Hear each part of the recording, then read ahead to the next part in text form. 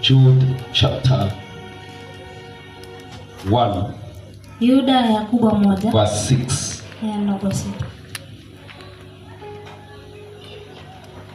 I know people are looking for that book.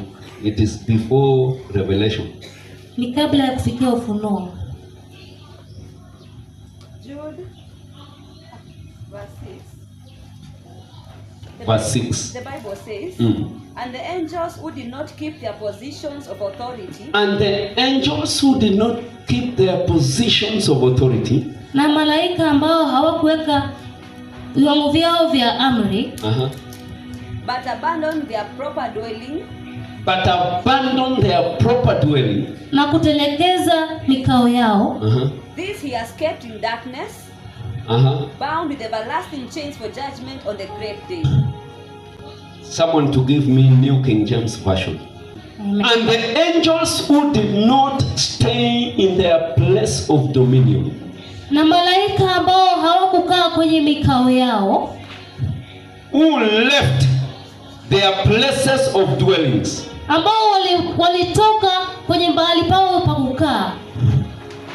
They were kept under the eternal chains. Yalisitiriwa kwenye minyororo ya ndani. And gloomy darkness until the judgment of the great day.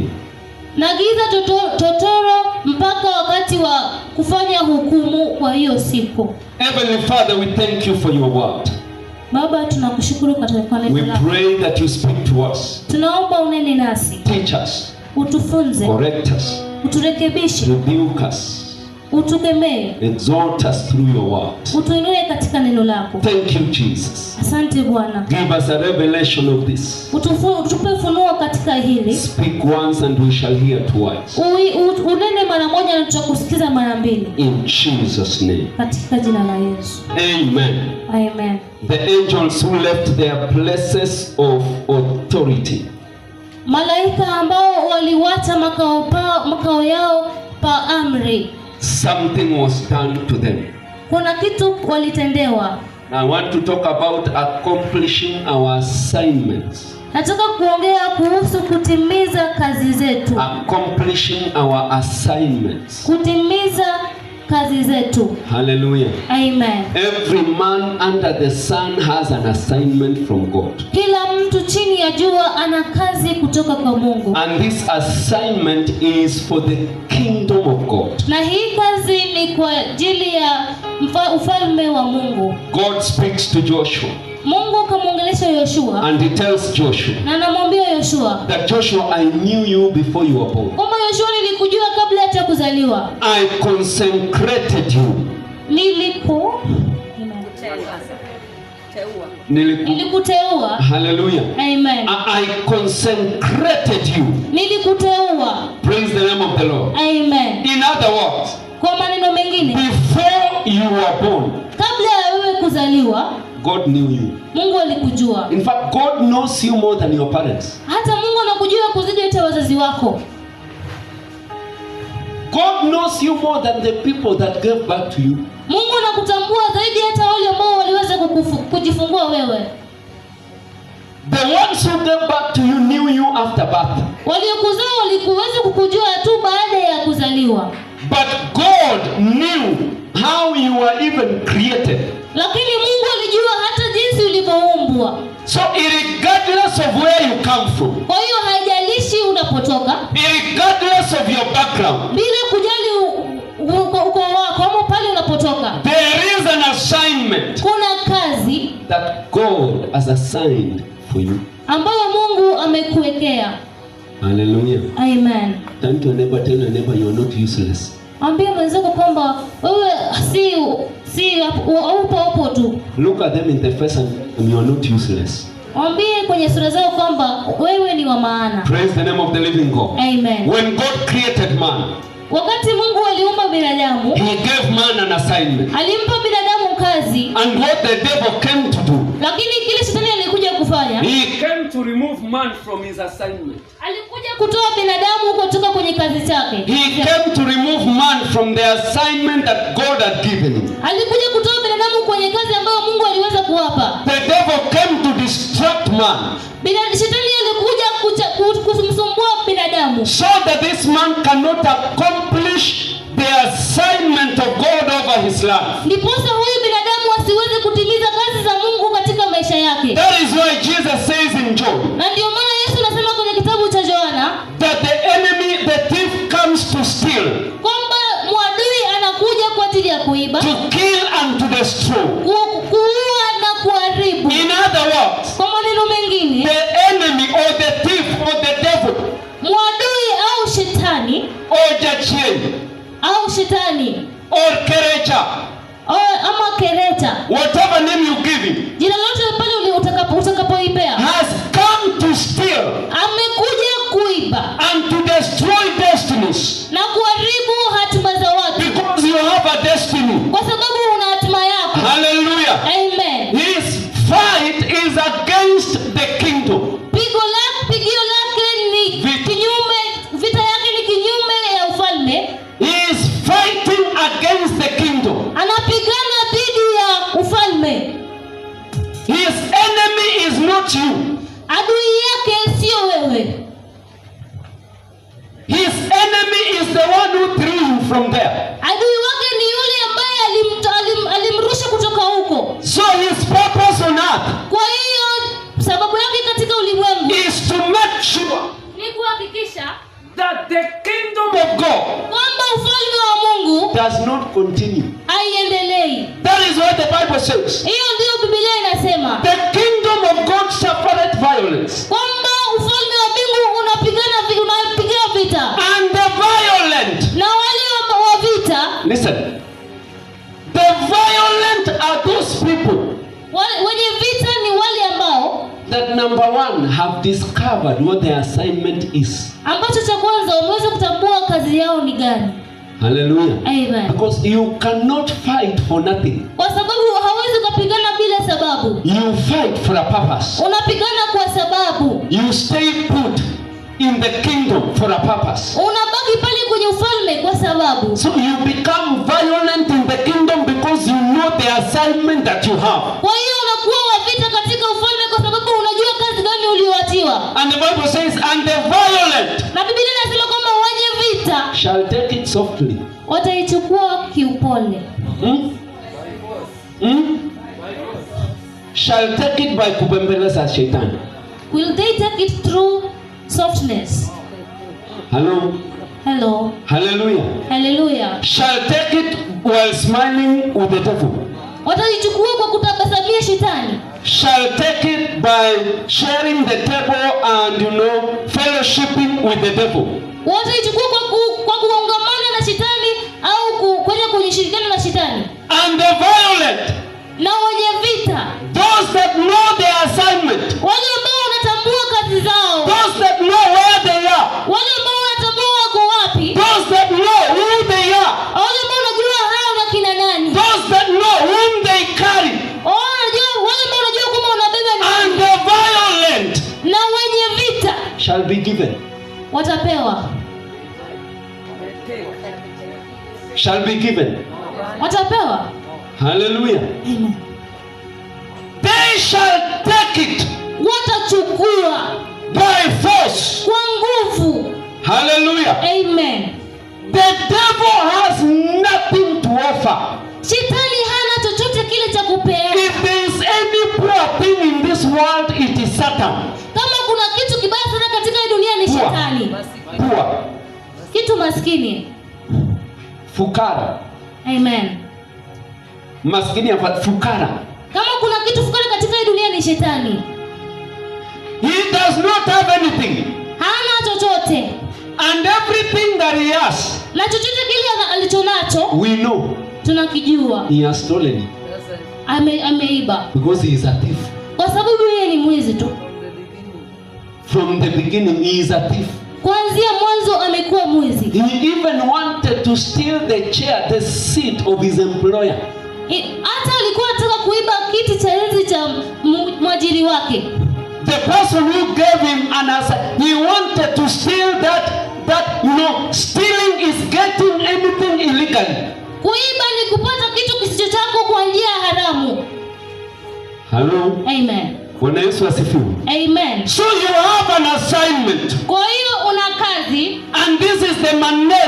Jesus came to restore. Na huu ndo amri ambao Yesu amekuja kuweka tena. He has given us power and authority. Ametupa nguvu na amri. Power to overcome. Nguvu kushinda. Authority to rule.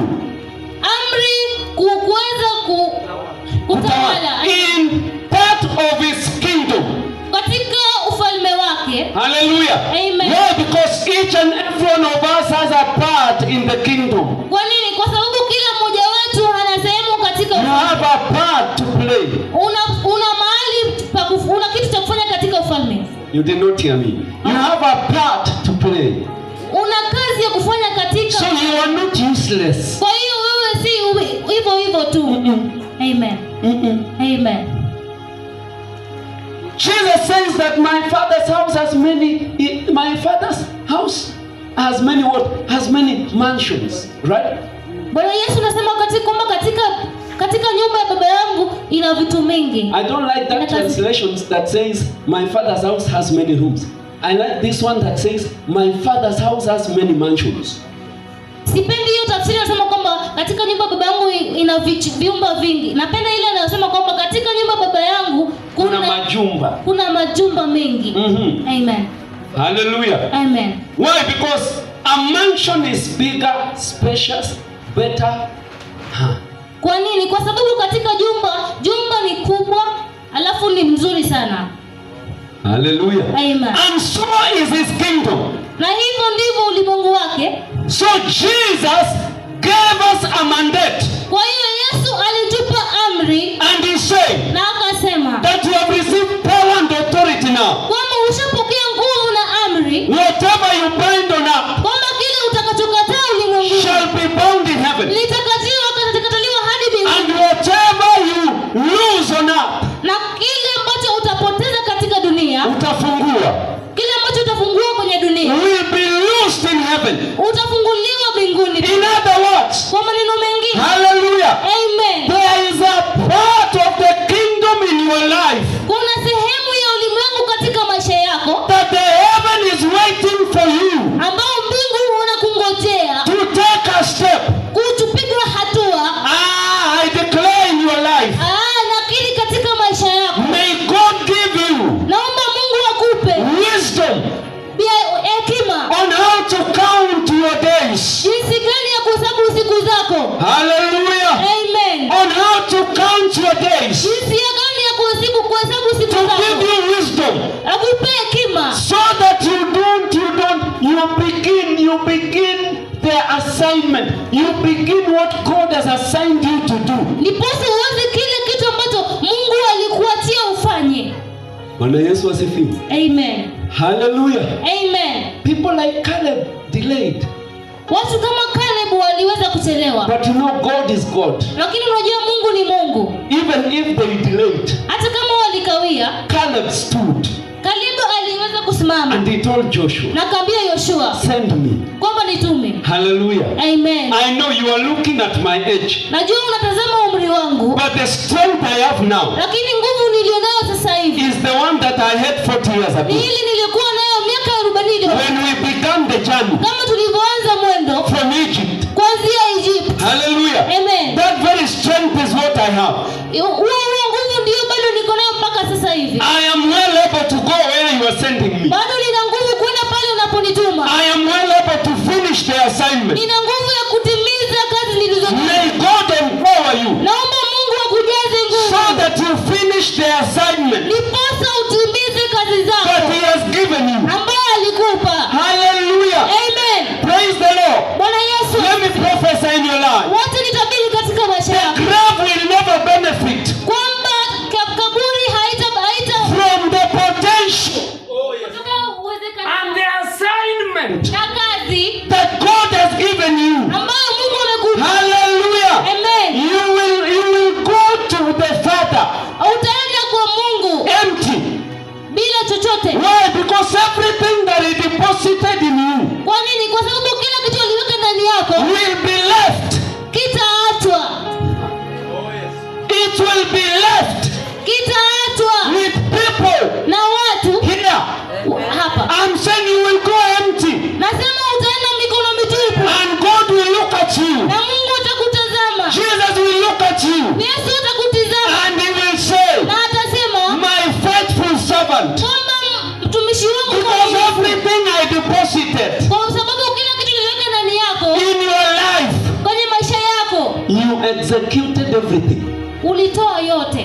Hallelujah. Amen. There are people here who can write books. Kuna watu hapo wanaweza kuwa waandishi. There are people here who can sing. Kuna watu wanaweza imba pia.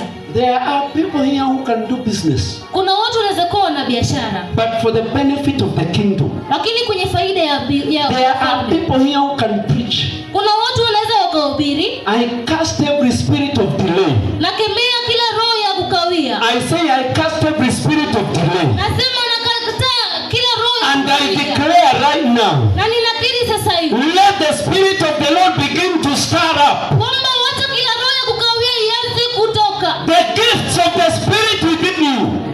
Kila roho ya kukawia ndio. May Jesus begin to call you. Naomba Mungu Yesu aanze kukuita. By your calling. Na uito wako. By your calling. Na uito wako. So that you arise. Ndiposa unyanyuke. Hallelujah. Amen. Bwana Yesu asifiwe. Amen. It reached a place where Paul spoke to death.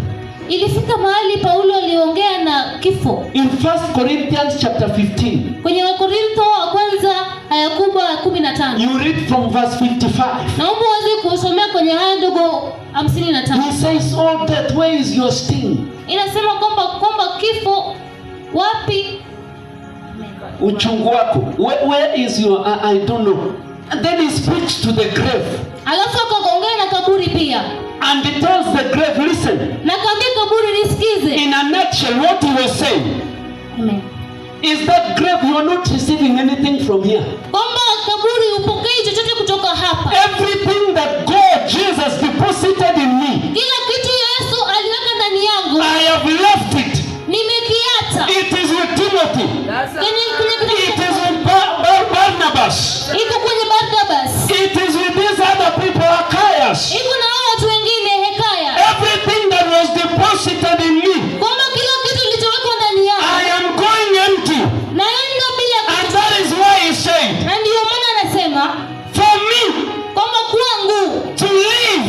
Kuishi. Is Christ. Ni Kristo. And to die. Na kufa. Is gain. Ni kufa. Because everything. Kwa sababu kila kitu. Every assignment. Kila kazi. That I was given. Ambayo nilipewa. I finished. Nimemaliza. It is over. Imeisha. Hallelujah. Amen. I have nothing else to offer. Kwamba sina chochote tena cha kupeana. And he said, Nani kaka? I am now ready. Kwamba nipo tayari. Hallelujah. Amen. I am now ready. Nipo tayari sasa. To give my life. Kupeana uhai wangu. Why? Because it is finished. Kwa nini? Kwa sababu imekwisha. All the Gentiles now know about Jesus. Wale wajentia wanajua Yesu. I went to the Corinthians. Nataka I went to the Ephesians. Nilienda kwenye I went to the Philippians. Nilienda Filipo. I went to the Colossians. Nilienda kwenye Wakolosai. I went to the Romans. Nilienda kwenye In Roma. fact, I did not go to the Romans. I went back to the Romans. Hata sikuenda kwenye Roma, nilirudi tena kwenye Now, not as a soldier.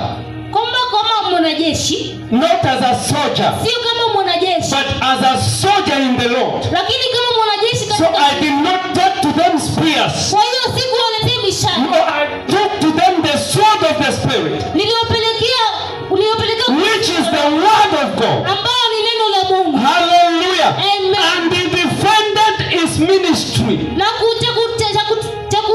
Amen. He defended his ministry. Alitetea huduma yake. He fought for his ministry. Alipigania huduma yake. When he said aliposema that to the Romans, kwamba kwenye Warumi, I am a Roman. Mimi ni Mrumi. To the Jews, kwenye Wajuu, I am a Jew. I am a Jew too. Hallelujah. Amen. To the Greek, kwa wale wa Greek, I am a Greek. Mimi pia ni Greek. In other words, kwa maneno mengine, this gospel hii injili has gone. Imeenda. It is over. Imeisha. Hallelujah. Amen. It is over. Imeisha. Now I am ready. Kwa hiyo niko tayari. Now I am ready. Sasa nipo tayari. Jesus finished and said, Yesu alimaliza akisema, it is finished. Imeisha. In other words, kwa maneno mengine, I am going empty. Naenda mkono mtupu. Whatever I was done to do, kile nilichoambiwa nikifanya, within 3.5 years, Amen, I finished. Nilimaliza. Hallelujah. Amen. I finished. Nilimaliza. Bwana Yesu asifiwe. Amen. So you have an assignment. Kwa hiyo una kazi. You have an assignment to accomplish. Una kazi ya kutimiza. The grave will never benefit from the assignment and the potential that God has put in you. Shetani hata faidi kwenye uwezo au kazi ambayo Mungu ameweka ndani yako. Hallelujah. Amen. Every life has a destiny. Kila maisha ina hatma. Every destiny has a mandate. Kila hatma ina amri. Hallelujah. Amen. Every mandate has an assignment. Kila amri ina kazi. Every assignment has a process. Kila kazi ina mwelekeo. And every process has an area of execution. Na kila mwelekeo ina pahali pa kuifanya. In other words, kwa maneno mengine, you must be the right person. Lazima uwe mtu sahihi. In the right place. Kwenye mahali sahihi. Doing the right thing. Kwenye kufanya kitu sahihi. At the right time. Kwa wakati sahihi. With the right people. Kwa watu sahihi. Hallelujah. Amen. For your assignment. Kwa sababu kazi yako to be accomplished. Kwa sababu ndio pasa kazi yako itimie. God does not send you to places for nothing. Mungu hakutumi kwa pahali tofauti bila sababu. There are some of us who thought that we are coming to Kisii for university studies. Kuna wengine wote wanafikiria kwamba tunakuja hapa kwenye masomo ya chuo. Some of us thought that we are coming to Kisii to do business. Wengine wote wanafikiria kwamba tunakuja hapa wanakuja Kisii kwa sababu ya kufanya biashara. In fact, when I came to Kisii, I was coming to do business. Hata kama nilikuwa nakuja kufanya biashara. I was coming to seriously do business. Nilikuwa nakuja kufanya biashara ya sana. Serious one. Amen. But listen to me. God sends you to places. Mungu anakutuma pahali. May you receive a discerning gift. Naomba upate kipaji cha kutofautisha. That you discern why you are here. Ili uweze kutambua kwa nini uko hapa. You are not in Kisii by accident. There is a purpose as to why you are here. Haupo hapa tu kwa ajali. Kuna sababu kwa nini uko hapa. Hallelujah. Amen. Bwana Yesu asifiwe. Amen. So that we accomplish it. Ndiposa tuweze kutimiza. Because you know what? Kwa sababu unajua nini? Every area of assignment. Katika kila pahali pa kazi is limited with time. Imewekewa muda. You have a time to be here. Una muda wa kuwa hapa. Finish the work. Maliza kazi. Finish the assignment. Maliza hiyo kazi. Bwana Yesu asifiwe sana. Amen. Finish the assignment. Maliza kazi. Hallelujah. Amen. Bwana Yesu asifiwe sana. Praise God. Listen. God does not work with vagabonds. Amen.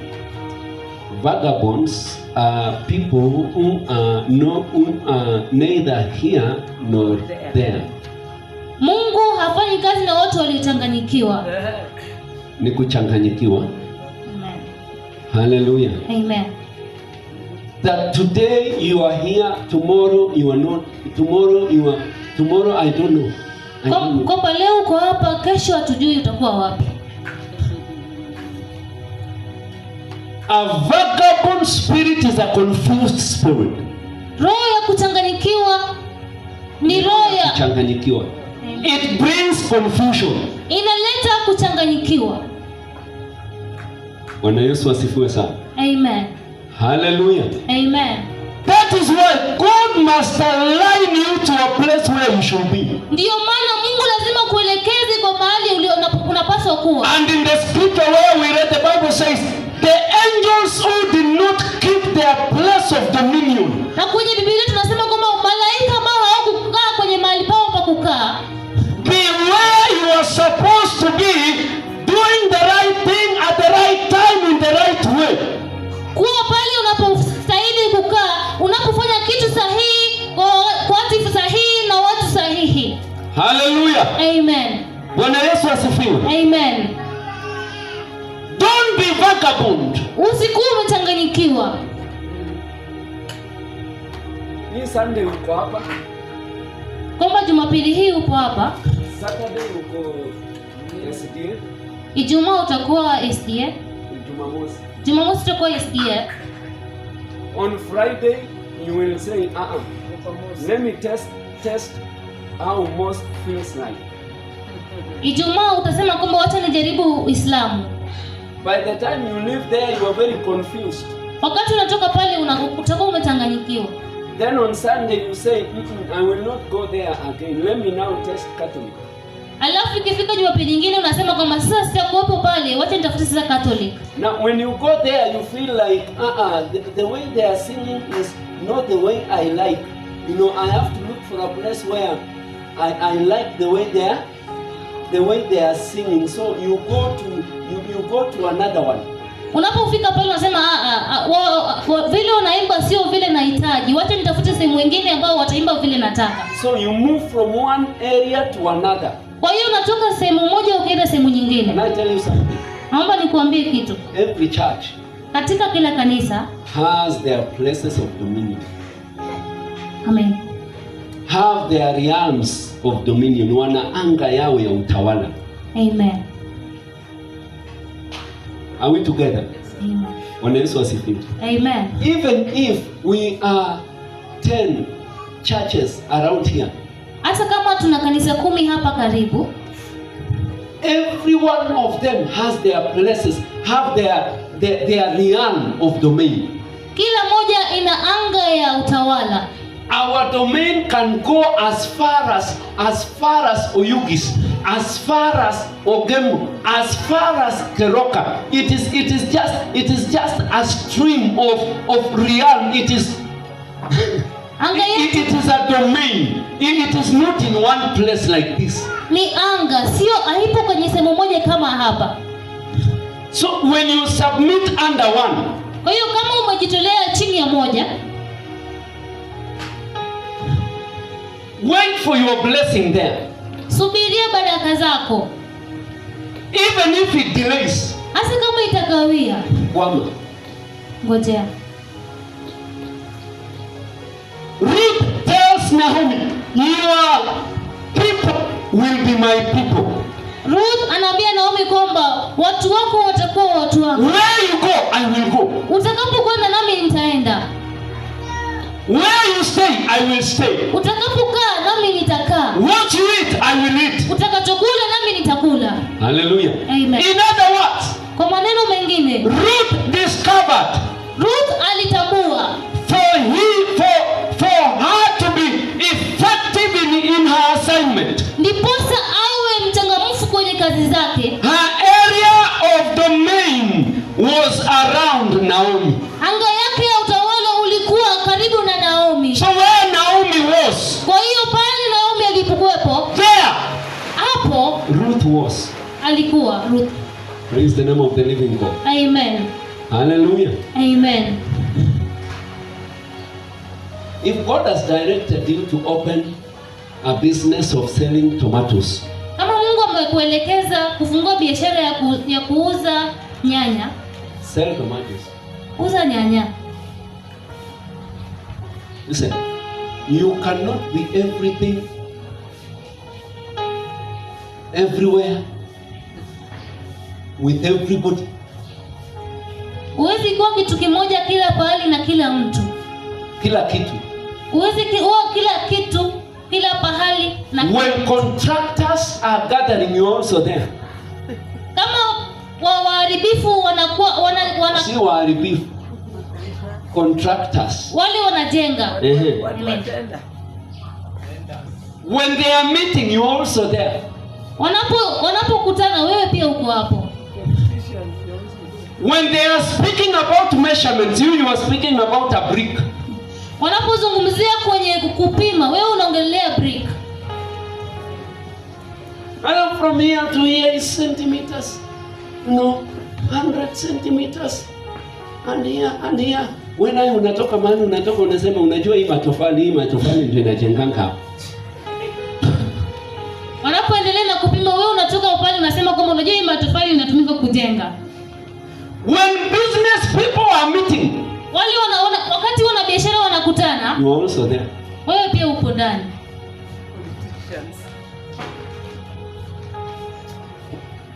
When politicians are meeting, wakati wanasiasa wanakutana, you are also there with your tab. Uko hapo pia. Atumupe. Huyo atumupe. Ukiulizwa mnapea nani ama amupei nani? Huyo ni nani? We are not talking about that. If you are asked who is being given, you don't even know the person you are referring to. When pastors are meeting, you are also there. Kama wakuhani wanakutana, huko pia huko.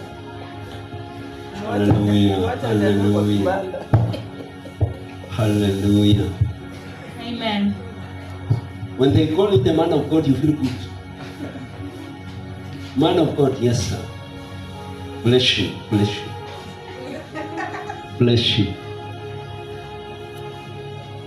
And you feel like you are very senior. Alafu unajisikia kwamba wewe ni hodari sana.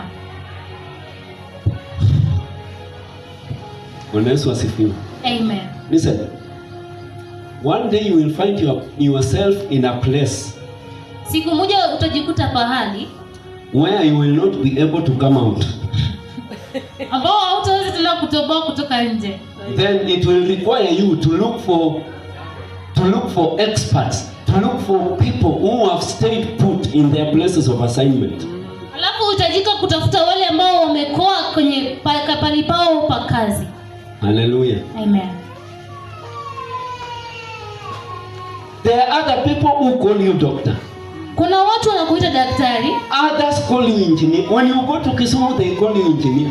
Ukienda kule Kisumu wanakuita engineer. When you go to nini, another one called me doctor in Kisumu.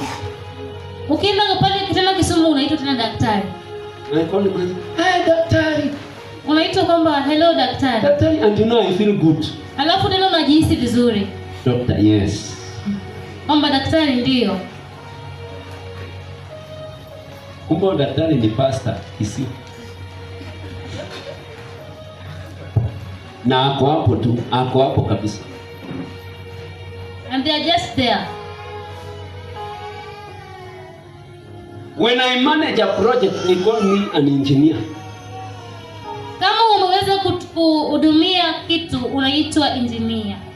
But at the end of the day, I come back to my assignment. Lakini mwisho wa siku unakuja tena kwenye kazi yako. Joseph was a man who was given a coat of many colors. Yusuf ni mtu ambaye alipewa nguo iliyokuwa na rangi nyingi. But he stayed put in the assignment. Lakini alisimama kidete kwenye kazi. Even with a coat of many colors. Hata kwenye nguo iliyo na rangi nyingi. He stayed closer to his father. Alikaa karibu na babake. Because his assignment, kwa sababu kazi yake, was to bring his father report. Ni kukua mripoti wa babake. Wamekula kondoo ngapi? Ati dadi wamekula 6. That how many sheep have they ate today? Wamemaliza kondoo 6. They finished all 6. Ati aya, wangapi wamezaa leo? How many gave birth today? Kondoo wamezaa leo ni kondoo 50. The ones that managed to give birth today are 50. Lakini wakikuletea ripoti, watakuletea ripoti ya ati kondoo wamezaa ni 5.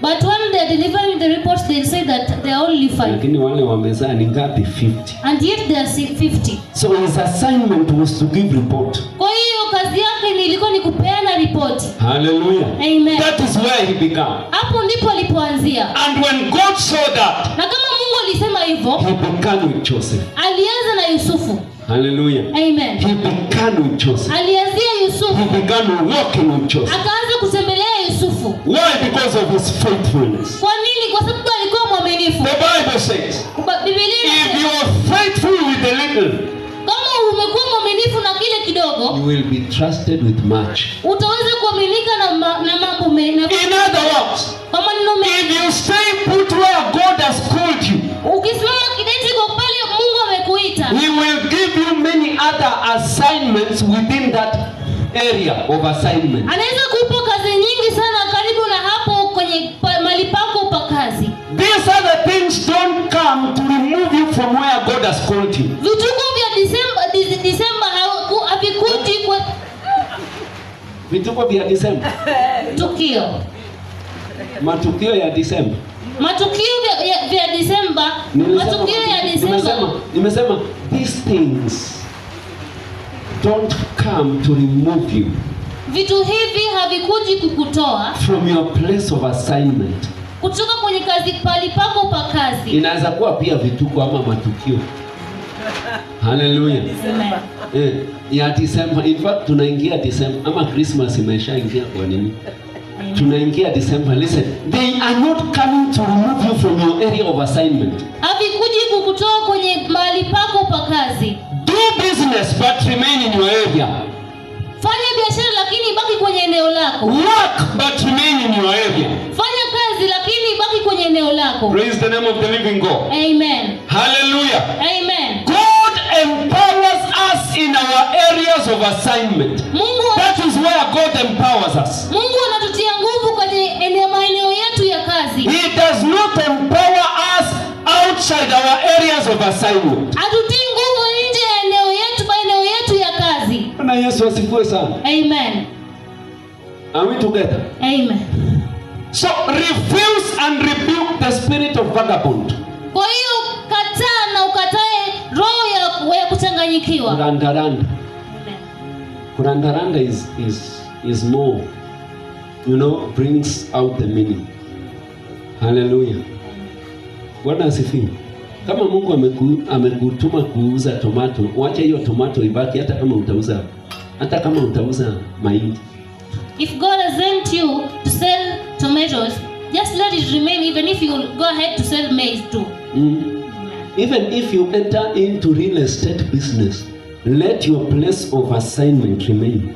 Hata ukiingia kwenye biashara nyingine, wacha eneo yako ya kazi ibaki. Why? Because that is where God has called you to be.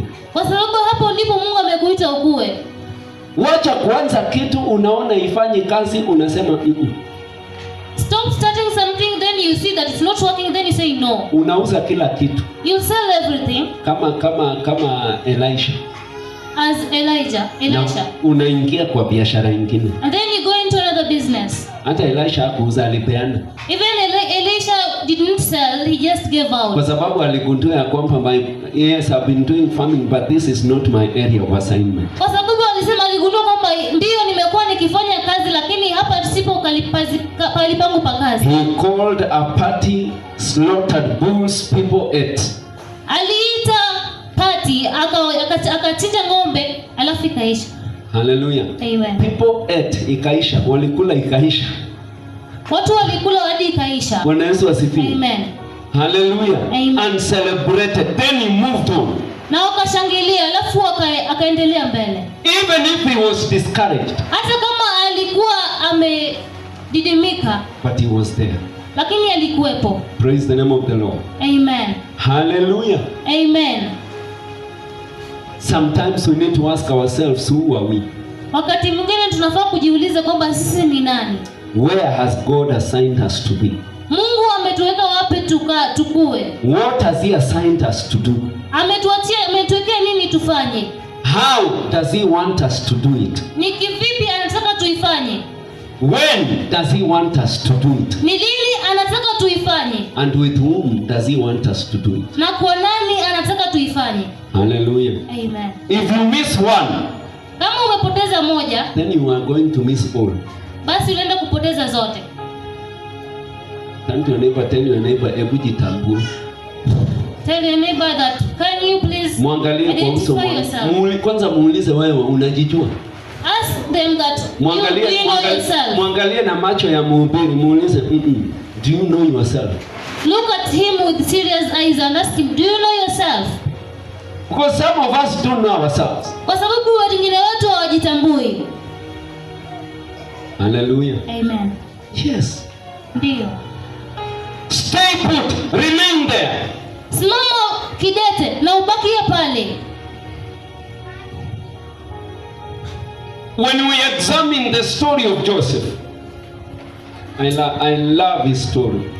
Tunapoangalia hadithi ya Yusufu, God begins with him with a promise. Mungu alianza naye na ahadi.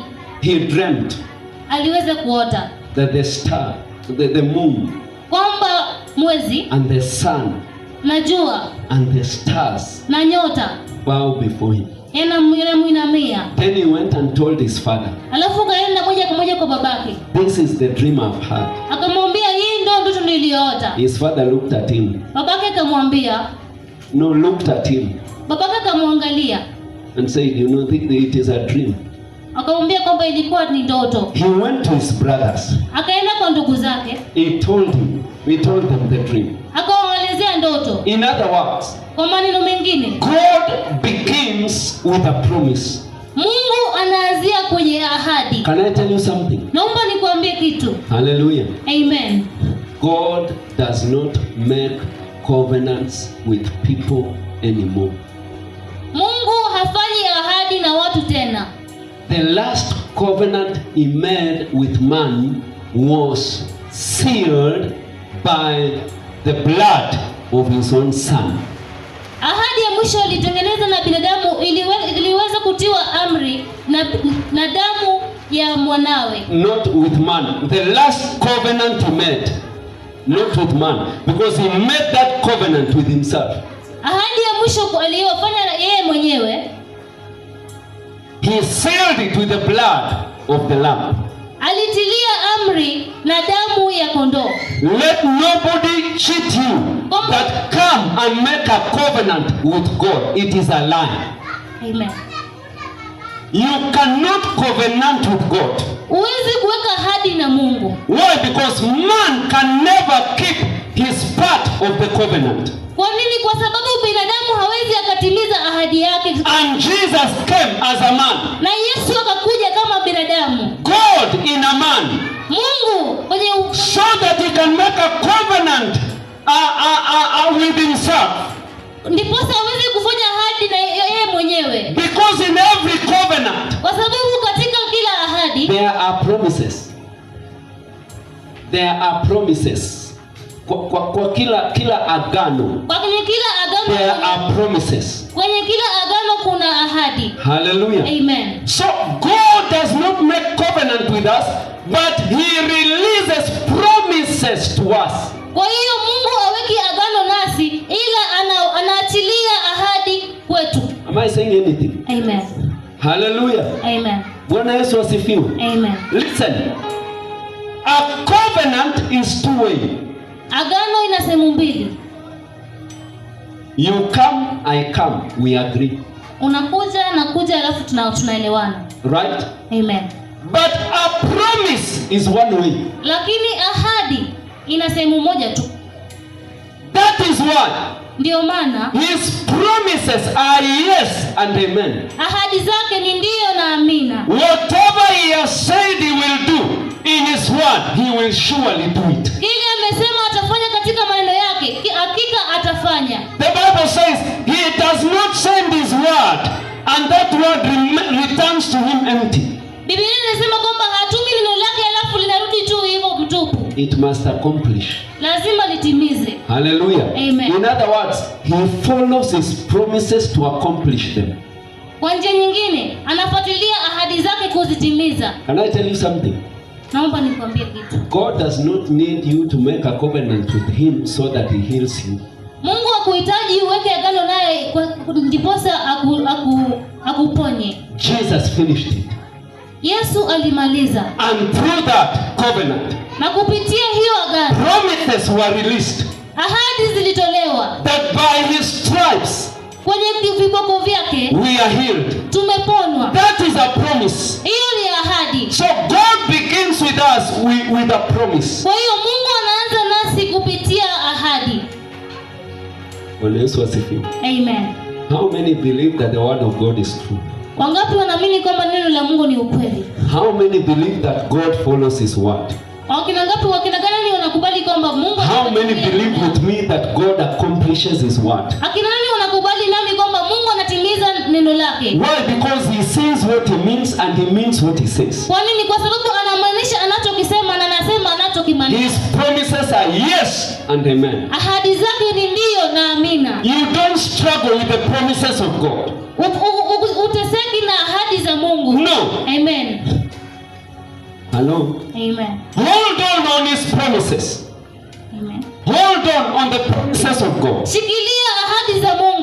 And he will accomplish them. Alafu atazitimiza. Amen. Amen. He will accomplish them. Atazitimiza. He promised. Aliahidi. And he accomplished it. Na akatimiza. Praise the Lord. Amen. Hold on his promises. Shikilia ahadi zake.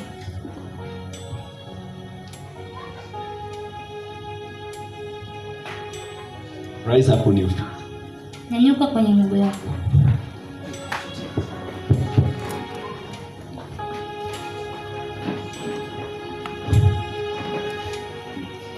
I want you to pray. Nataka uombe. And I want you to tell God. Nataka umwambie Mungu. Father, help me. Kwamba Mungu nisaidie. That I accomplish. Ili nitimize. Your assignments. Kazi yako. The assignment that you have given me. Kazi ulionipa. Help me, Lord. Nisaidie Mungu. That I accomplish. Ili nitimize. Because without you. Kwa sababu bila wewe. Lord, I cannot. Mungu siwezi. I cannot. Siwezi. Open up your mouth. Naomba ufungue kinywa chako. And begin to pray. Na uanze kuomba. Begin to pray. Anza kuomba. Begin to pray. Anza kuomba. Tell God to empower you. Ambia Mungu akutie nguvu. Let him empower you.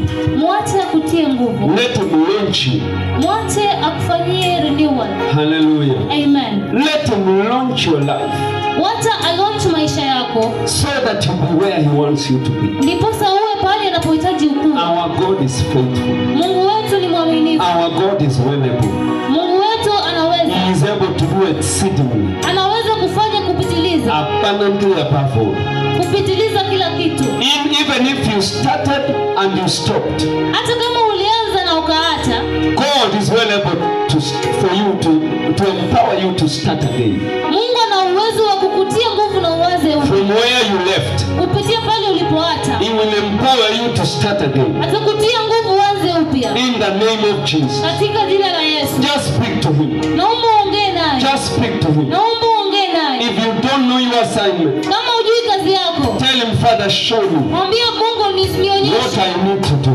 Kile ninachopaswa kufanya. What I was born for. Kile ninachowekwa nilizaliwa. For what purpose I was born for. Sababu gani nilizaliwa? Because I desire. Kwa sababu natamani. It is my desire. Ni tamanio langu. To walk in my assignment. Kutembea kwenye kazi yangu. To walk in my assignment. Kufanya kazi yangu. In the name of Jesus. Katika jina